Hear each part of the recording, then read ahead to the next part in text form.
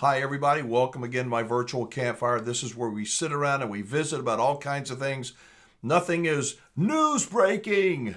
And I try to not catastrophize, if that's a word. Make everything a catastrophe to get you to watch. As the RV Wingman, my objective is to just sit around and visit about some things that I think are pretty important. At least things that we might want to consider moving forward. So today I want to spend a few minutes talking about the MAGA, Make America Great Again slogan.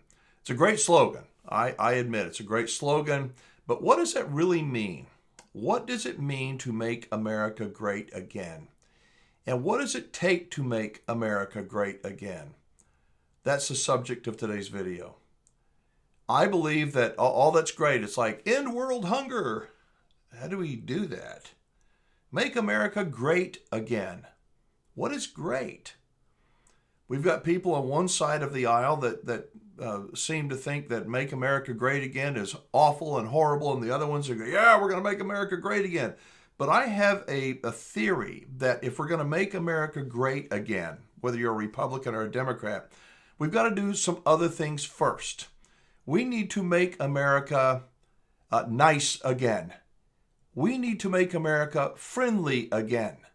We need to make America respectful again.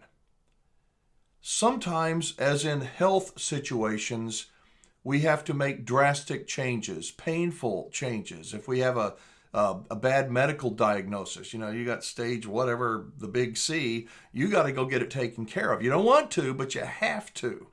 I think that there are some things in our country that have gone way too long that drastic measures have to be taken.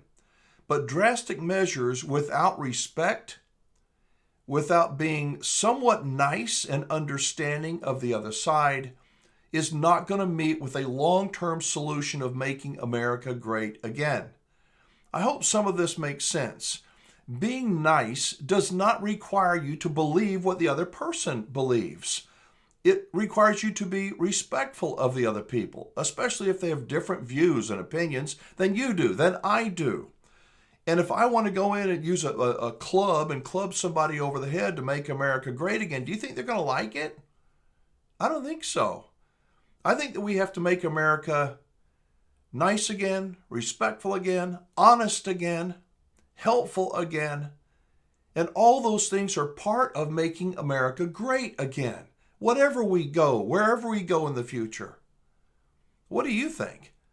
Do you think that the politicians, I know Trump is going to come in and with, like with a machete and cut the budget and, there's a lot of anger out there. And I certainly understand.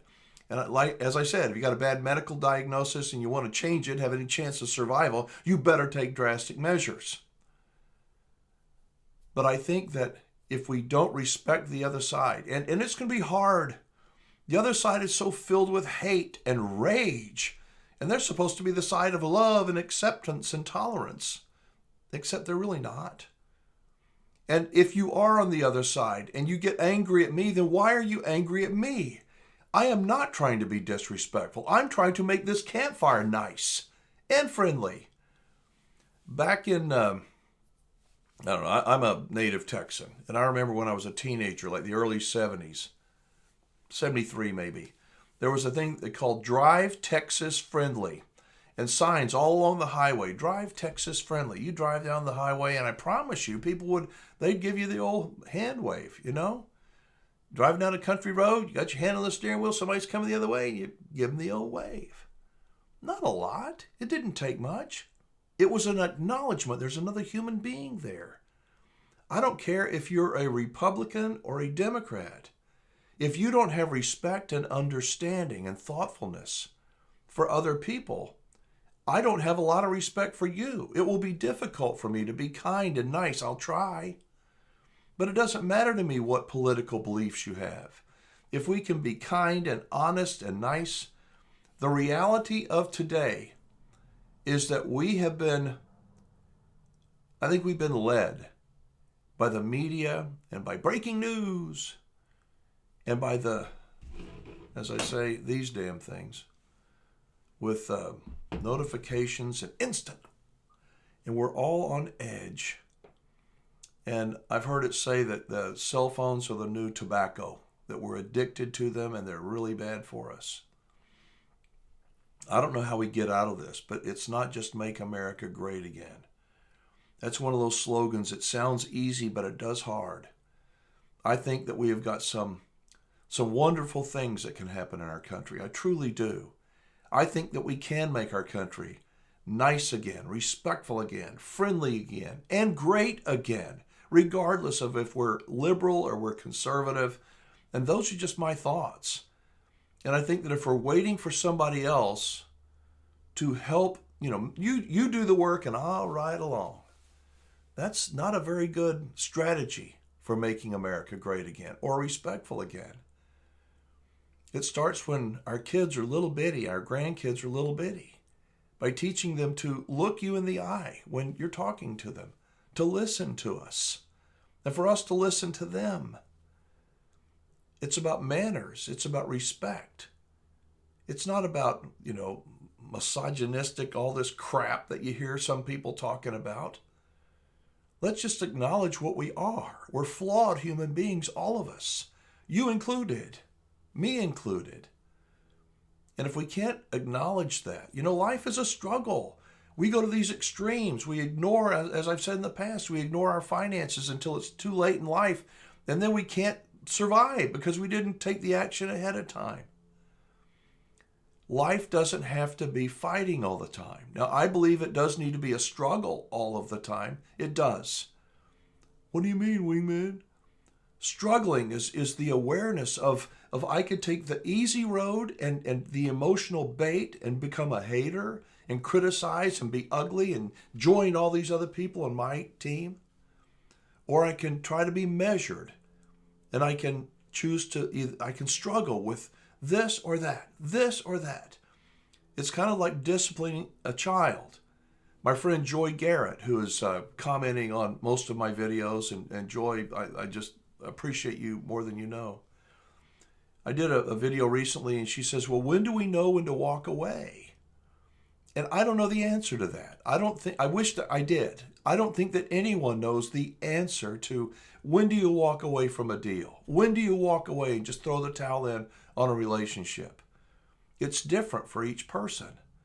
And that's why there's so much division. I think that I'm right, and you think that you're right, and we don't see the other person through the other person's eyes. Making America great again is going to require us to make America nice again, respectful again, make America understanding again. It's like drive friendly, the Texas way. How about live respectful, the American way? Live friendly, the American way. Live with understanding, the American way. We have so much to be grateful for. In spite of the crap with the border and the crime and all the stuff, there's so much to be grateful for if we can just pay attention. It doesn't have to be a fight. I just want to get some of those ideas out there for you to think about today. Let me know your thoughts. Do you think that we can make America great again, whatever that means, by not being respectful, by not being nice, by not being friendly? Doesn't mean we need to be a doormat. An adult and a child, if the adult just acquiesces and does whatever the child wants because they want the child to like them, that child is not going to grow up to be a very capable adult, not in my view. So yes, we need to take drastic measures, and I think that we're going to see some drastic measures. But waiting for Washington to make my life better is not a very good plan for me. I want to make my life better. That said, I'm going to wrap it up, but I'll tell you something. This channel and your input, it helps make my life better. It truly does. Like a virtual campfire or like a real campfire, this is a place where I can just throw out some ideas and some thoughts. Many of you are RVers. I love RVing. Owned a campground for many years. I don't think that there's anything as great as RVing that can bring people together. I think that campgrounds are one of the last places in our country where a community, where we can really feel a special bond. And I believe that that's one reason why camping and RVing will remain popular pretty much forever in spite of the economy. If you are considering purchasing an RV, I certainly wish you would add the folks that I work with to your prospect list, if you will. They are listed in the comments down below. These are good people. They're honest people. They want to earn your business, not just to sell you an RV now, but they want to sell you many RVs in the future. They know that in order to do that, they have to be respectful of you. They can't rip your face off financially. They have to be honest. They don't have to be perfect. They have to give you a good price and good service and honesty. And isn't that what we want? Isn't that what you want? So you can contact them down below, and my email, my voicemail number is in that information as well. I would love to hear from you. So drop a comment if you would. Give the video a thumbs up. Make sure you have subscribed to the channel and turn your notifications to all. I hear from people saying that I put a video out and they just don't receive a notification. And so I don't know what's going on with the algorithm, but thank you for joining me. As I said, I hope you're having a great week and that you will do your very best to struggle. Don't fight, but struggle with, should I do this or should I do that? Don't just default to one or the other. All right, that's it. I'm Alan Warren, the RV Wingman. Thank you for being with me today. Y'all be safe, have fun, play nice, and don't leave your good manners at home. Bye-bye.